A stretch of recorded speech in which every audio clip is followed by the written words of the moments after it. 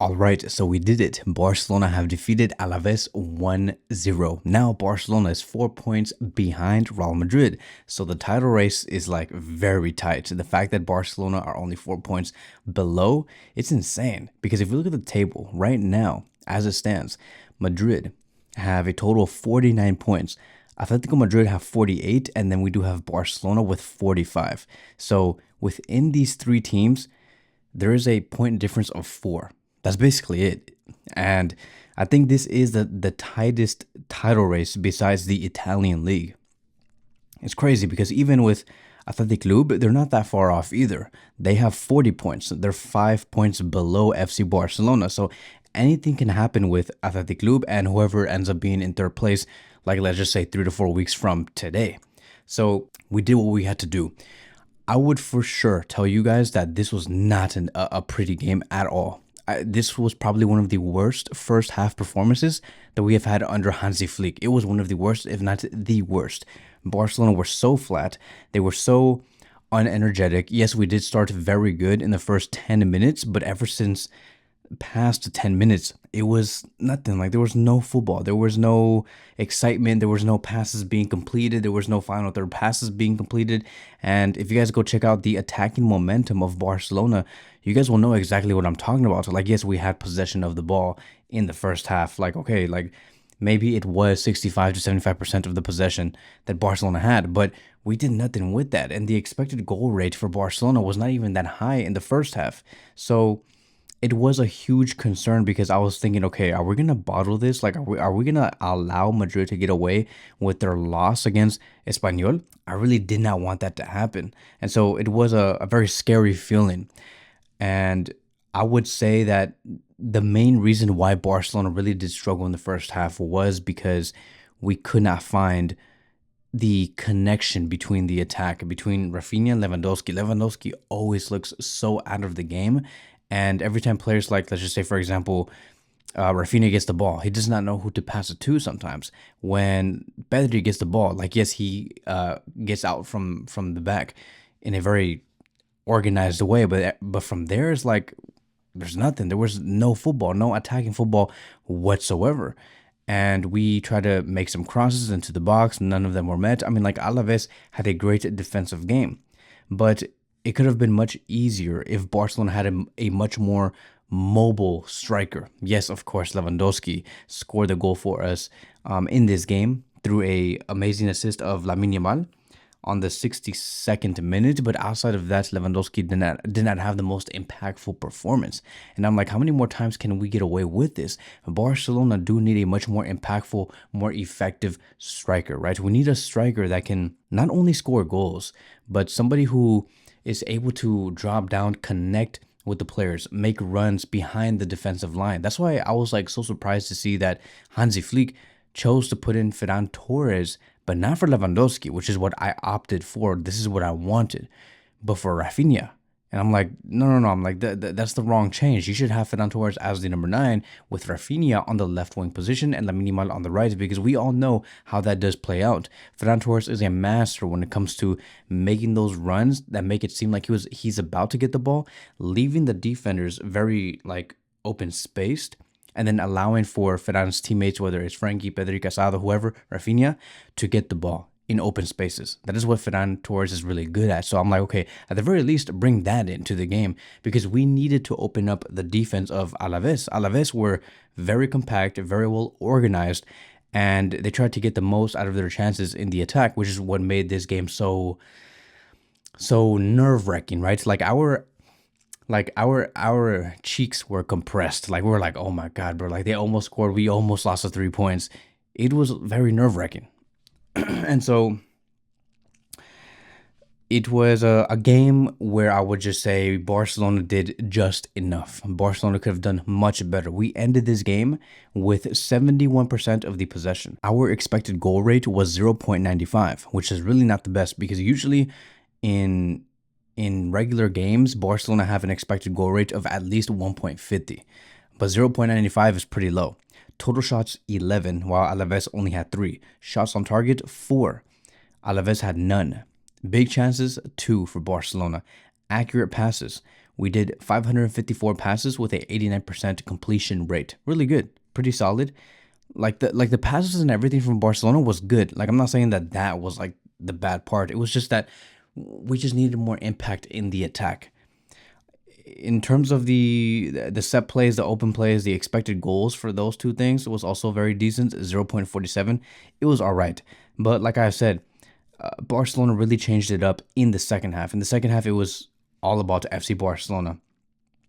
Like, for example, in the first half, we had 3 total shots, and in the second half, we more than doubled that, which was 8 total shots. So Barcelona did much better in the second half through their substitutions, because we did sub in Eric Garcia and Frankie de Jong for Marc Casado and Ronald Araujo.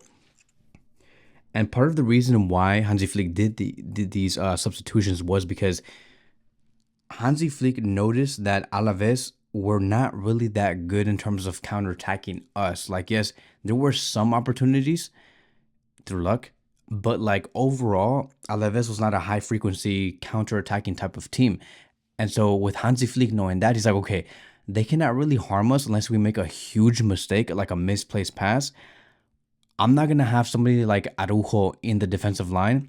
I need somebody more like Eric Garcia, because if we can maintain the ball, we need somebody like Eric Garcia who can distribute those passes into the box. We need more quality coming out from the back. We need way more of that, because our defensive line was going to be set up like in the middle of the pitch, and we needed somebody like Eric Garcia to make the ball distributions.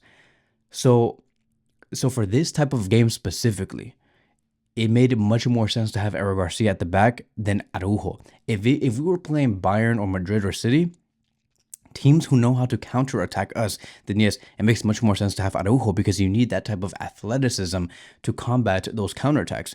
But because Alavés were not really doing much, having a player like Eric Garcia made much more sense. And the same thing can be said with Marc Casado. Marc Casado is somebody who likes to destroy plays, somebody who likes to recoup the ball, somebody who likes to make interceptions. Marc Casado is just that type of player, very well built for counterattacks.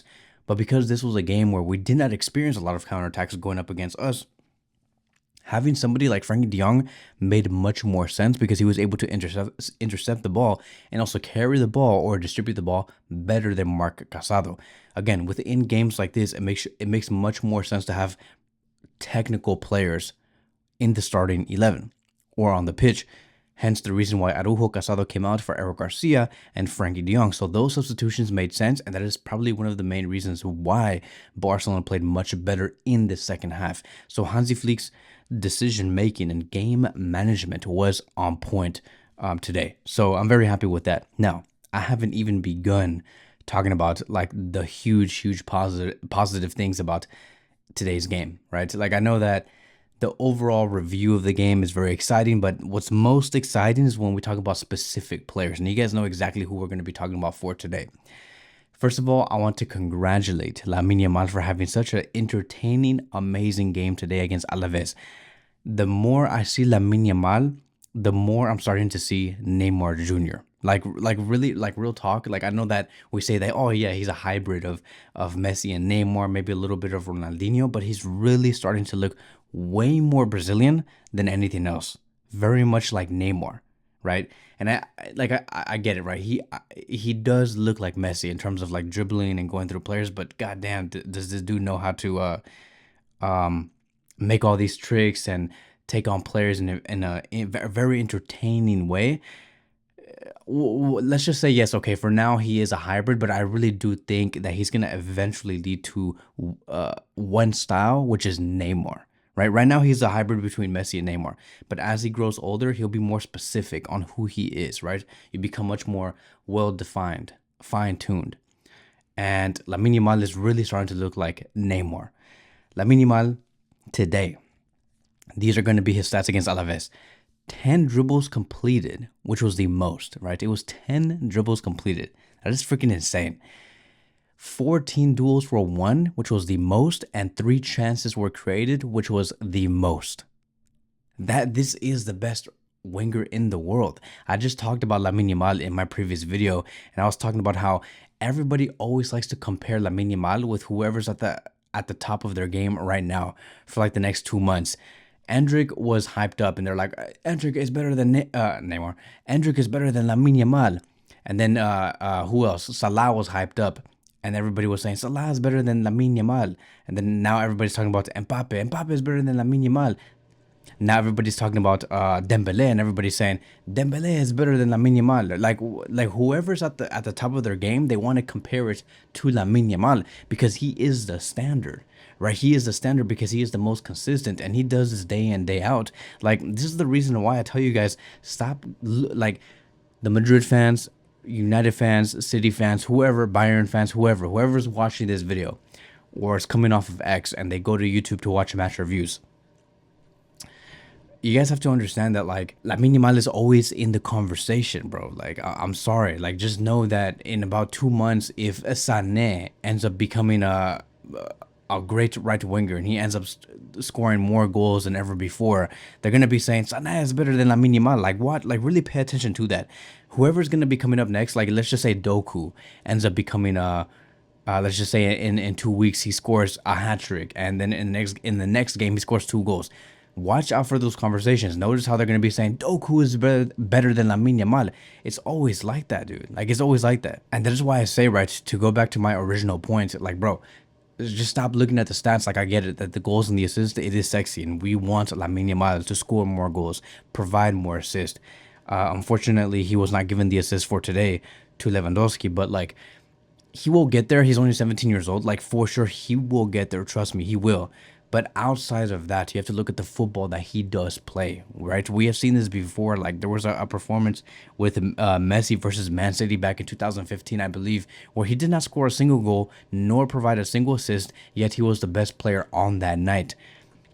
Like, in today's times, everybody just looks at, okay, the goals and the assist. If they don't have the goals and the assist, they're not good. They're trash, and that means that this player is better.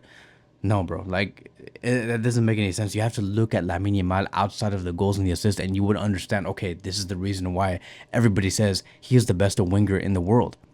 And he really is, bro. Like, Salah, like, bro, okay, there was this play that happened on the 8th minute or the 7th minute where he took down 8 total players. Go look at that play. It's on my X account, which is Twitter, if you guys want to call it that.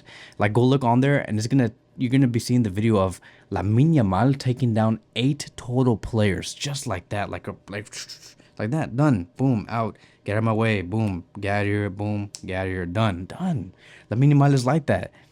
The last time I seen somebody do that was Lionel Messi, and you're gonna tell me that somebody like Salah can do something like that? You're gonna tell me somebody like Vinicius can do something like that? No. Rodrigo, no. That, like, there's not a single winger that can do what Lamine Yamal is doing in terms of completing dribbles, duels won, creating the most chances. You better bet that when this Barcelona team is more well defined, we have a much more definitive mobile striker, and we have more options outside of Rafinha on the left flank, and we have a better midfield, right? We have Pedri and Gavi getting upgraded. Lamine Yamal is going to be having those assist and goal numbers that is going to surpass all players in the world. It's going to be like that because understand that this Barcelona team is still very young and under construction. When you talk about City, they have been in construction for the past 9 years, since 2017 under Pep Guardiola. Of course, players like Doku is going to do amazing. If you go look at Real Madrid, dude, that team is built with pure superstars. They bought their way to get to that level. And for us, we're trying to nurture our players to become one of the best players in the world. So this team is very young. So, like, of course, players like Vinicius are going to be doing very good. Of course, players like Salah are going to be doing very good because he has been at Liverpool since like 2017 or 16, since Klopp came. Like, they have been under construction for a very long time. Salah knows the team very well. Of course, Salah's going to be doing good. Of course, he's going to be scoring goals. And of course, he's going to be the most experienced because he has been in the game way longer than Lamine Yamal.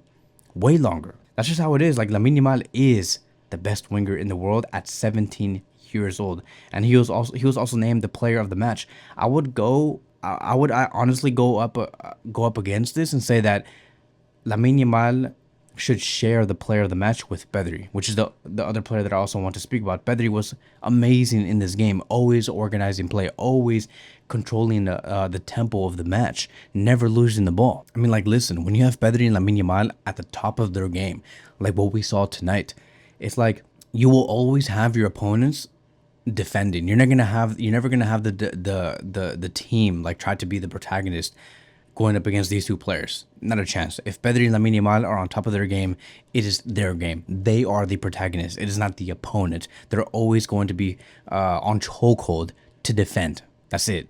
Like, it's done. The game is over. And let's see. Yeah, you just can't take down this Barcelona team with players like Pedri and Lamine Yamal.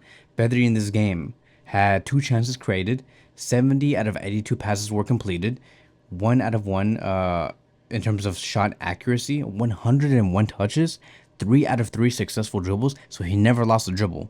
9 passes into the final third, 6 out of 8 accurate long balls, and in terms of the defense numbers, 1 defensive action, 7 recoveries, 10 out of 10 ground duels were won. Okay, 10 out of 10 ground duels were won. And it doesn't give me the numbers in terms of him being dispossessed. Okay, he was dispossessed 0 times. 0. Never lost the ball. So it's amazing. And I also want to congratulate Kubarsi, who was playing in the full game. He completed the most passes, which was 111. He attempted 122 passes and completed the most, which was 111, which was 91% completion rate. 7 passes into the final third, 7 out of 12 accurate long balls, 2 out of 2 tackles won, 6 clearances, 1 man was tackled, 1 block shot, 9 defensive actions, 1 recovery, 4 out of 6 aerial duels were won. So congratulations to Lamine Yamal, Pedri, and Kubarsi. Right, so this is Barcelona, where we get the best out of our youngsters. Unfortunately, maybe Gavi would have had a good game, but he had to be taken off on the 14th minute because, well, he did have a head collision with some other player. Gavi wanted to continue to play. Like, he got up and he's like, no. He's like, I know I got hit in the head, but I want to keep playing. Like, he was a warrior, dude. Meanwhile, you saw the other player that hit him, and he was like he was passed out, bro, on the ground. He could not get up, and he's like, I can't play no more. It's like, I'm finished. I'm done. I can't do it. And then Gavi was like, nah. It's like, nah, this is not an excuse. I want to keep playing. But then, like, we saw, like, the doctors and some other coaching staff trying to tell Gavi, like, no, you have to, like, sit out from this. Like, it's not safe for you to, like, go through a head collision and you want to continue playing. Like, you have to look at me straight, right? Like, if you can't look at me straight, then you're not there. You have to sit down. And Gavi was like, no, I want to play. Like, look at me. I'm good. And he started, like, jumping, trying to showcase to everybody that he's good. But they eventually convinced him that he had to sit down. And so we saw... who came in for Gavi, by the way? It was Fermin Lopez who came in, and Fermin Lopez played very good. I would say that he was very on point with his dribbling too. So I want to congratulate Fermin Lopez for being a very good substituter for Gavi. So overall, I would just say it was a decent match. It was not the best. We could have done much better, way better, but overall decent. We did what we had to do. Alaves gave us a very tough match, and we got 3 points. 3 golden points. And that is it. That is going to be wrapping up today's video. Thank you guys so much for watching, and I will see you guys in the next one.